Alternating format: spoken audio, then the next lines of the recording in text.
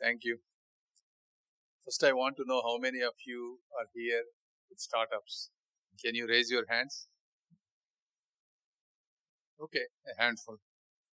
So, thank you, Neeraj Mittalji, Abhishek Kishoreji, and Ramakrishnaji, and all the distinguished guests, industry leaders, and innovators. Namaskar, good evening. It's a pleasure to be in Bangalore. From startups to global research centers, this city exemplifies how technology creates a real impact. And I also wanted to thank both IMC and Matrix Global Summit for this important platform. And it's actually a proud moment to kick off this roadshow, not just as a celebration of technology, but as a testament to the spirit of digital India. This an initiative that coincidentally completes a decade today. Actually, it's a 10 years, the Digital India Mission. So before I get into startups, I just want to talk a couple minutes of what Department of Telecom has done under the Honorable Prime Minister, Visionary Prime Minister Sri Narendra Modi ji. 10, 11 years back, we used to have a lot of digital divide. Now we have a digital dominance. And the growth, it's just not it's not a simple growth, it's a transformative growth. Scale, scope, and the speed which has done. Today we have almost 1.2 billion mobile subscribers, the second largest network in the world. Around 1 billion have broadband connectivity. This is a 1452% more compared to 10 years ago. And we have largest rural connectivity with BharatNet. Close to 2.2 lakh villages are covered. Now we are investing another $18 billion to connect another 40,000 gram panchayats and also to maintain whatever the cable we laid over the last 10 years. Plus to bring around 1.5 crore rural households into the high-speed internet by giving subsidies. As you all know, more than 95% of the villages have 4G. And we have rolled out the fastest 5G in the world.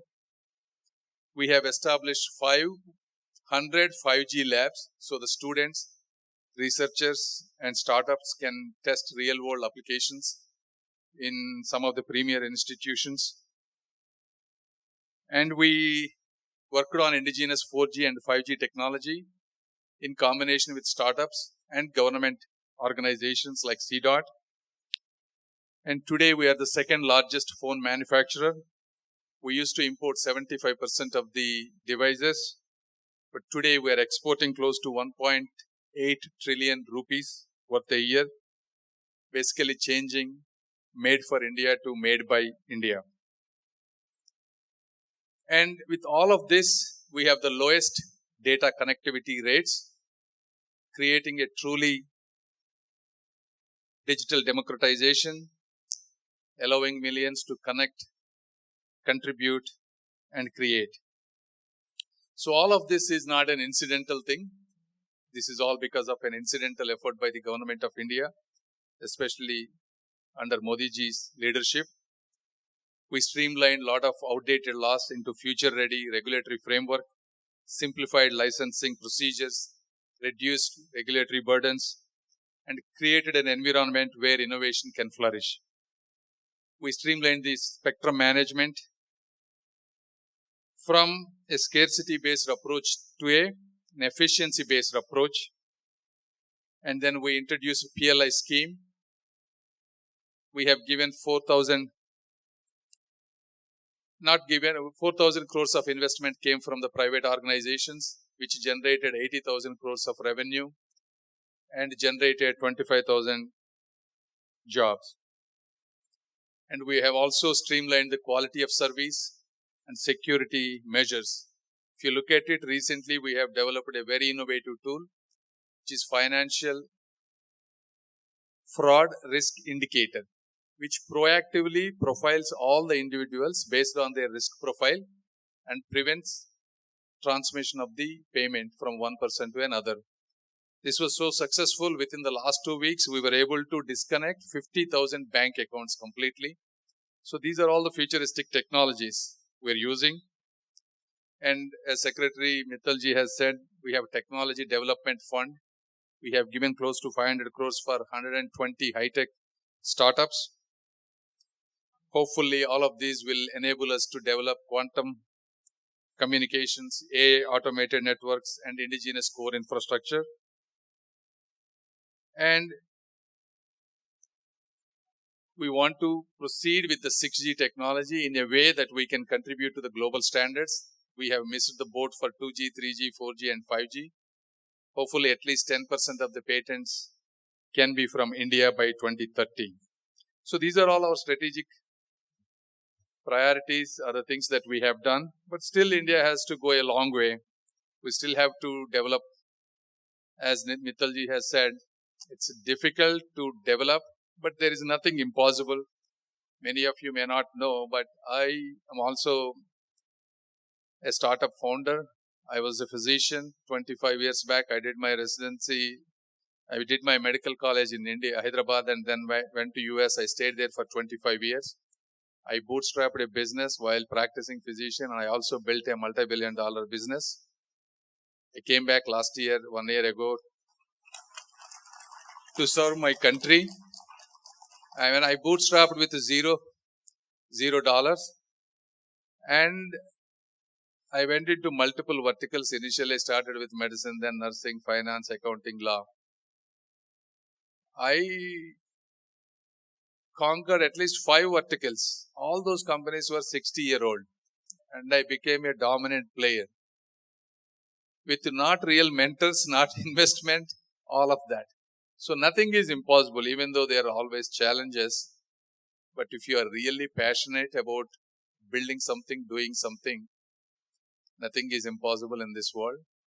Especially in India, you have a huge market. There's a lot of government support, and you have policies like TTDF.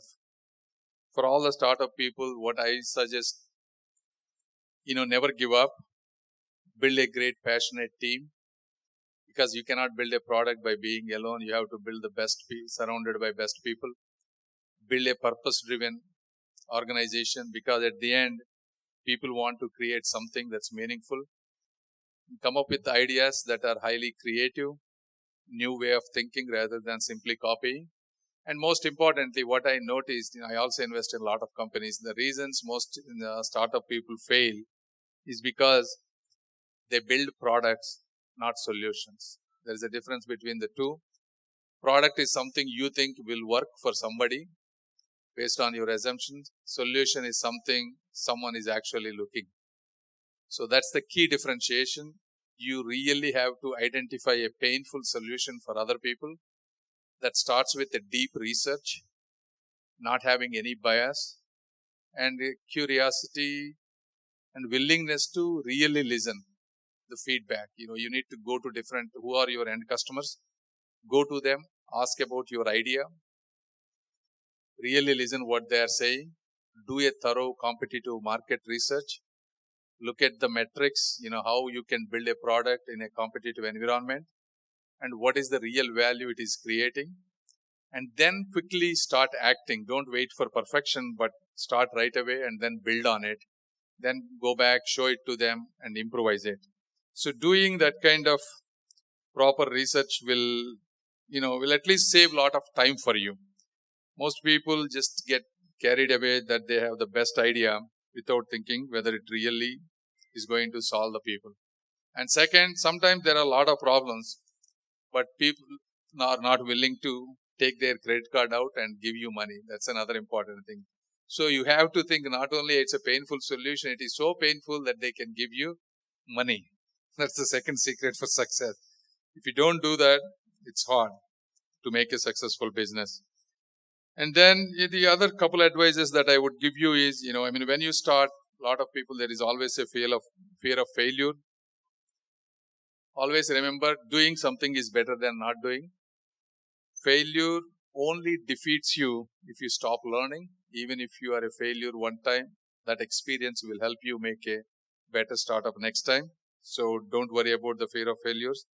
And then a lot of expect people that are known to you, critics, doubters. That's obvious, that's expected. If nobody is doubting, critiquing, you're probably not doing something that's meaningful. So that's an expected one. Don't let that distraction noise disturb you. Stay focused. Stay focused in a manner. Don't take up too many things. A lot of entrepreneurs also want to solve too many problems at once. Don't do that. Focus, pick one problem, really master it. And that mastery always beats multitasking. Remember this. Mastery beats your multitasking. And then sometimes at some point, this is not going well and you want to quit, burnout, self-doubt. When that happens, go back and ask why you started in the first place. So the purpose that you started should fuel your perseverance. If your purpose is not good, then you will give up. But if your purpose is so strong that you will not give up. And ultimately, the fifth most important point is gratitude and positive mindset in everything that you do.